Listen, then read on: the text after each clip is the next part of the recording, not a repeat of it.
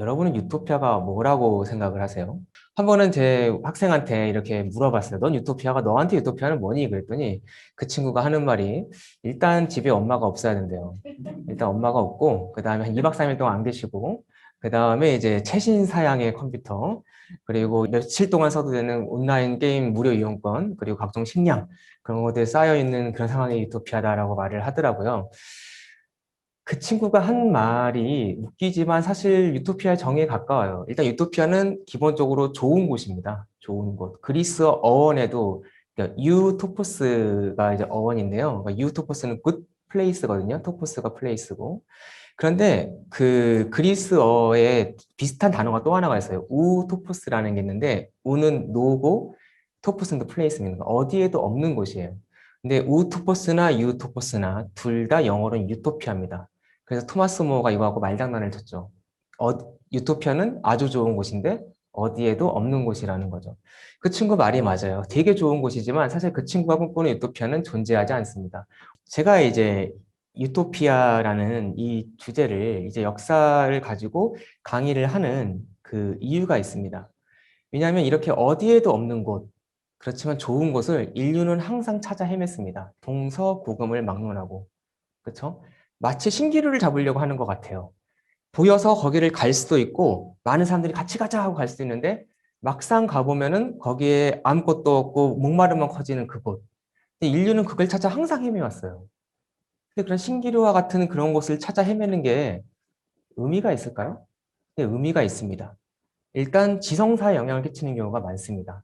그렇죠? 그리고 그 당장은 실패한다 하더라도 조금 시간이 흘러 실제로 체제를 바꾸는 경우도 많이 있습니다. 사실 공산주의 역사가 되게 길거든요. 정말 그 시도도 되게 많았고 되게 많이 실패했거든요. 근데 정말 시간이 흘러 한 번은 성공했었잖아요. 그렇죠?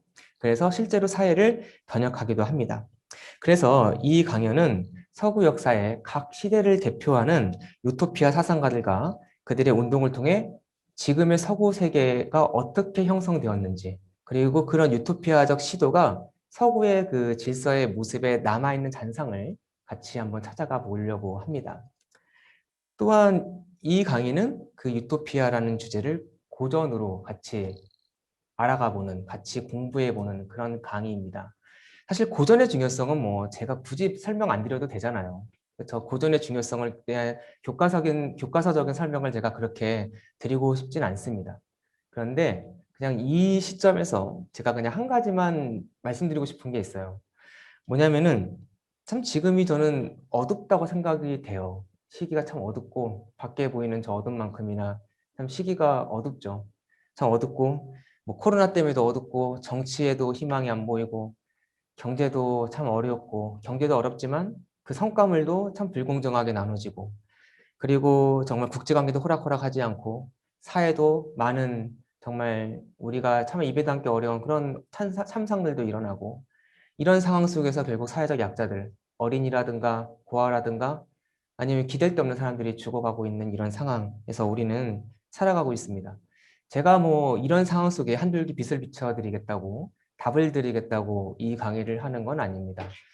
사실 저도 이 어두움 속에서 아프고 힘들고 외로운 그런 사람 중 한 명입니다. 다만 제가 여러분께 말씀드릴 수 있는 건 고전 속에서 우리보다 조금 앞서 이 어둠 속을 걸어갔던 동지들을 만날 수가 있는 것 같아요. 그 나니아 연대기의 작가 C.S. 루이스가 있어요. 사실 나니아 연대기 작가로만 유명하지만 원래 옥스퍼드 대학 교수고 영문학의 한 획을 그은 분이고 또 미어 크리스처너티 같은 책을 써서 기독교 변증 학자로 되게 유명한 분이죠. 이분이 이런 말을 했어요. 우리는 혼자가 아님을 알기 위해서 책을 읽는다. 참 멋진 말인 것 같아요. 그래서 여러분이 이 강의를 통해 옛 천자들과 교제하고 같이 만나고 그냥 이 어두움을 같이 걸어가 보는 그 용기를 낼 수 있는 그런 시간이 됐으면 좋겠습니다. 그래서 여러분 국가라는 게 이제 어떻게 성립이 되는가? 사실 이 얘기하면은 정말 얘기할 게 많지만 소크라테스의 설명에 따르면 일단 국가는 최소 단위 협약에서 시작이 됩니다. 옛날에 태초에 누구는 쌀농사를 지었어요. 누구는 과일을 길렀어요. 누구는 콩을 키웠어요. 근데 쌀만 먹고 살면 힘들어요. 과일만 먹고 살면 힘들어요. 그러니까 서로 협업을 하겠죠. 내가 쌀 줄 테면 과일 줘 하면 살았단 말입니다. 이런 최소한의 국가가 조금 더 팽창합니다. 확대됩니다. 그러면 이제 농업 단위, 농업, 기술, 의학 이런 단위에서 협력을 하게 됩니다. 이게 정말 더 발전하면 지금 우리가 살고 있는 매우 복잡한 사회, 그리고 매우 호사로운 사회로 발전을 하게 됩니다.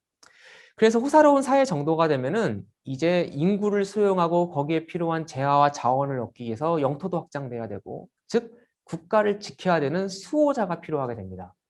그래서 플라톤은 국가가 어느 정도 형성이 되면 수호자 계급이 필요한데, 그가 제시한 세 계급이 있어요. 나라를 구성하는 계급. 첫 번째가 통치자 계급, 그리고 두 번째가 조력자 계급, 마지막으로 생산자 계급이 있습니다.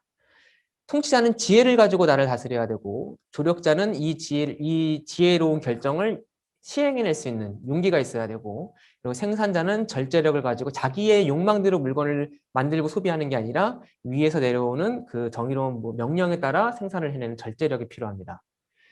그래서 이 계급끼리 되게 잘 지내야 돼요. 그렇죠? 계급끼리 싸우거나 불화가 일어나면 나라가 제대로 구성되고 운영될 수가 없어요.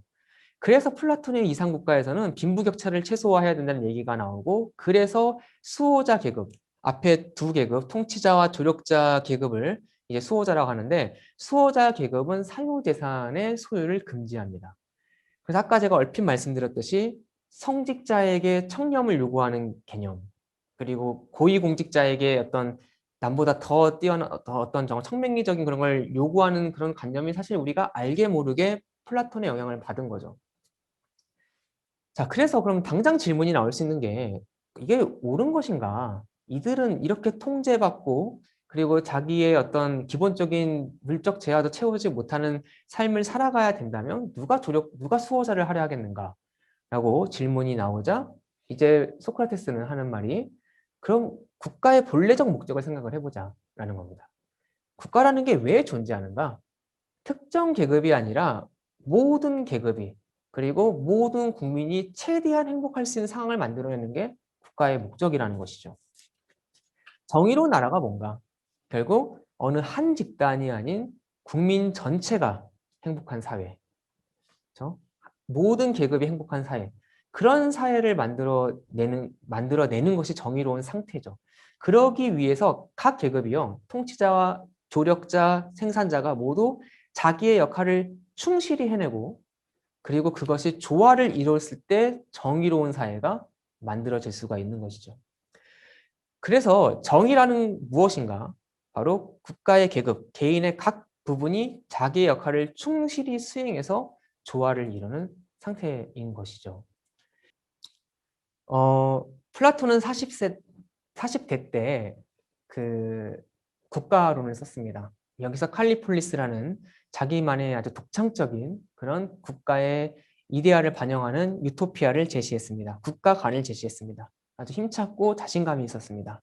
그런데 자기의 인생을 통해 몇 번의 죽을 고비를 넘기고 나는 실패를 맛보면서, 특히 정치에 참여했다가 그런 실패를 맛보면서 그의 인생에 관련해 쓴 법률에서는 이상국가를 현실에 맞게 수정하고 자신의 현실적인 대안을 암울하게 제시하는 것처럼 보입니다. 그 속에서 자신이 비판했던 대중의 지배를 수용하였고, 그리고 그럼에도 불구하고 자기가 이상으로 생각했던 철인에 가까운 엘리트의 지배를 그는 포기하지 않았습니다. 사실 우리가 여기서 좀 생각해 볼 지점이 있는 것 같아요.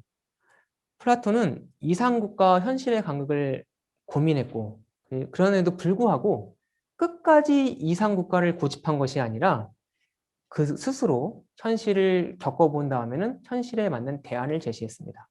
그 대안이 그렇게 매력적으로 보이진 않아요. 그러나 대안이 암울하다 해도 그보다 더 암울한 현실을 방지하기 위해 이런 노력이라도 해야 된다고 그는 보았던 것 같습니다. 그것이 유토피아를 꿈꾸었던 노 철학자가 마지막으로 인생에서 한 일이었습니다. 우리의 책무는 무엇일까요? 우리가 사는 세상도 길을 비춰달라고 하는데 사실 길이 그렇게 쉽게 나오지 않아요. 왜냐하면 문제가 너무 오래됐거든요. 문제가 너무 깊거든요. 그럼 우리도 여기서 정말 어떻게 보면은 아무것도 안 하고 있기보다는 암울하더라도, 아니면은 좀 그렇게 매력적으로 보이지 않더라도 끊임없이 대안을 찾으려는 노력을 해야 되는 것 같습니다. 왜냐하면 더 암울하고 더 덜 매력적인 현실이 오지 않게 하기 위해서. 우리의 책무가 뭔지는 잘 모르겠습니다. 그러나 적어도 이상국가를 꿈꾸지 않는 일, 또는 꿈만 꾸는 일, 또는 꿈꾸고 현실화하지 않는 일은 우리의 책무가 아닌 것은 분명해 보입니다. 플라톤이 그린 유토피아는 절대적인 유토피아는 아니죠. 그렇죠? 여러 유토피아 중 하나죠. 국가에 대한 여러 유토피아 중 하나죠. 그럼에도 불구하고 플라톤의 유토피아가 지금까지 이렇게 중요하게 여겨지는 이유는 뭘까요? 그렇죠? 한번 그거를 한번 생각해 보셨으면 좋겠어요. 쉽게 말하면 여러분이 오늘 이것이 중요하다고 느껴지신 점, 좀 특히 마음에 남았던 거, 여러분이 깨달으셨던 거, 그런 것들을 한번 염두를 해보셨으면 좋겠어요. 오늘 밤에. 그리고 두 번째로 한국 사회는 어떤 방향으로 가야 될까요? 플라톤은 아테네 사회를 바라보면서 칼리폴리스라는 이상향을 제시했습니다. 근데 물론 이것을 이렇게 질문 던지면 너무 질문이 커요. 왜냐하면 플라톤이 살던 시절에 인구가 1만도 안 되던 시절에 아테네와 5천만이 살고 있는 대한민국과 이 복잡도를 비교하는 건 불가능하죠. 그러니까 여러분이 각자가 속한 그 영역에서 미술에 계시건 IT에 계시건 자기가 속한 그 영역에서 대한민국은 어떤 방향으로 가야 될까요? 자기의 이상향을 한번, 이상사회를 한번 생각해 보시죠. 마지막으로 그것을 현실화하기 위한 구체적인 프로그램을 갖고 계십니까? 플라톤은 칼리폴리스를 얘기하고 그것을 이루기 위한 구체적인 프로그램을 제시했습니다. 여러분, 꿈과 비전의 차이가 뭔지 아세요? 드림과 비전의 차이가 뭔지 아세요? 그 대처가 그런 말을 했는데, 대처 수상의 말에 따르면 드림은 그냥 드림이고 비전은 그것을 이루기 위해서 행동이 수반되는 거라고 대처는 얘기한 바가 있습니다. 여러분이 비전도 제시하셨으면 좋겠고 더 나아가 프랙티컬한 어떤 프로그램이 있었으면 좋겠습니다.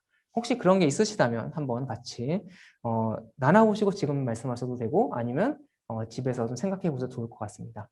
이것이 제가 여러분께 드리는 숙제 아닌 숙제입니다. 오늘 제 강의를 들으시고 여기서 끝내시지 말고 이 질문들을 좀 생각하시면서 여러분이 사고를 좀 풍성하게 하셨으면 좋겠습니다. 네, 강의 여기서 마치겠습니다. 감사합니다.